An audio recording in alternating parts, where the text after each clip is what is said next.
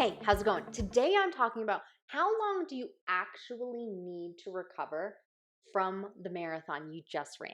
This is Running to the Castle, a podcast for injury-prone Run Disney runners on a journey to running magical miles. Join me, Dr. Allie, as I share the secrets I've gathered as a runner, doctor of physical therapy, and coach.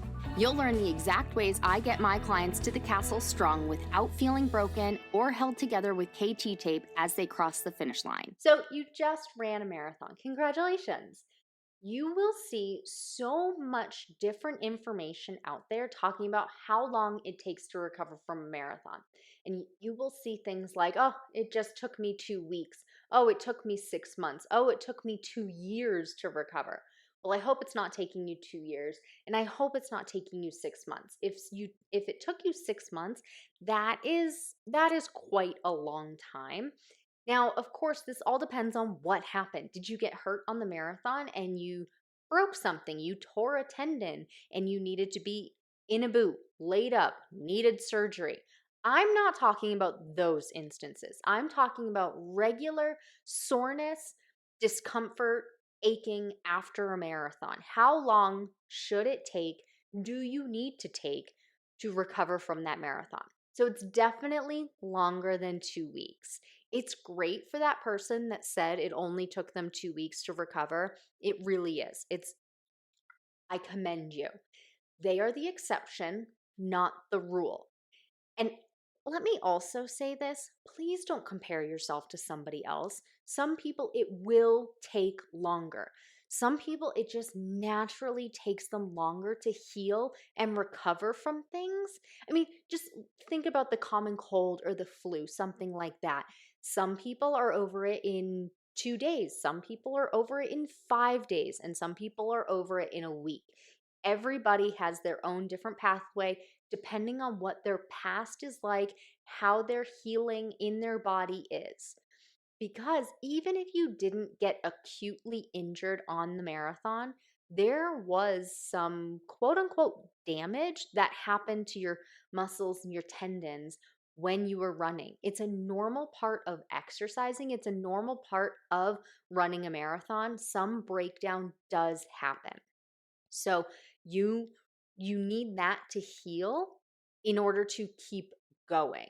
So of course, the amount of breakdown that happened will determine how long it actually takes for recovery. So a normal tendon injury, normal micro tearing, just like those little tiny little irritations and injuries to your tendons, that will take 4 to 8 weeks to heal naturally. That's if you do absolutely nothing to it. That is the normal healing process. You can speed that up a smidge, maybe about 20% faster. So that will bring you to about 3 to 6 weeks. Okay. Now, as you know, because you've been listening to this podcast, you know I don't recommend complete rest. So when I'm talking about recovering from a marathon, I'm not talking about being a slug and sitting on the couch all day. Active recovery. So this includes walking, cross training, gentle running. Okay, so as you know, there are 5 phases to a successful running journey. That is your build phase, your training phase, your taper phase, your race phase, and your rest and recovery phase. So the rest and recovery phase is typically about 2 weeks. That's the immediate time frame immediately after your race where you rest and recover. That's to get out the natural soreness, the natural aches and pains that happen because you raced. Now, you may extend that rest and recovery phase if you want to really treat your body nicely before getting back into training again. Okay. And if you are going through the typical proper channels, you would go from your rest and recovery phase to your build phase before you get back into training. So you definitely want to take those 2 weeks for your rest and recovery. And then that is 2 weeks already into that healing time. And we talked about that's anywhere between 3 to 6 weeks or 4 to 8 weeks. Okay. Let's say it is the 3 to 6 weeks. You are a fast healer. Your body knows how to handle things, and you're giving your body what it needs to handle things to recover from this marathon so you're ready to train for it again. So some situations where this comes into play is you did dopey or you did the marathon over marathon weekend and you want to do it again next year. How long do you need to recover? So if you're really doing this right, you are going to take those 3 to 6 weeks. So you have the 2 weeks of your rest and recover, formal rest and recovery phase, and then you're going to extend that just a little bit longer. And this is where the rest and recovery and the build phase start to overlap a little bit. Because if you're doing this right, you are going to kind of mesh and blend those together before you get into the official build phase. So the official build phase talks about building base mileage and building base strength. So where they start to blend a little bit is you take the rest and recovery where you're not having a primary focus on strength, but you are starting to get back into, and dare I say it, ease into it. I hate that phrase because what does ease into training again mean? To some doctors, it's just, well, go out for 30 minutes. That's not accurate. But anyway, so you're kind of blending the rest and recovery by starting to add a little bit more time or mileage to your training, but you're still giving a lot of focus in the rest and recovery aspects, like your massage, foam roller, massage gun, your temperature based treatments with your hot Epsom salt baths or your heating pads, or if you like it, ice baths. I have nothing against it. I only cringe because I personally don't like ice. Olaf likes warm hugs. I like warm baths. So I just kind of cringe and shiver when I think about ice baths. But there's nothing wrong with it if that is the kind of temperature based treatment that works for you. The key thing being that works for you.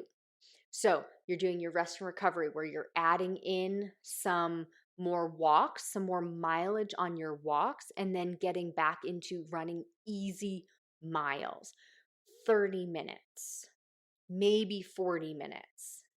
And doing that for after those 2 weeks of your rest and recovery.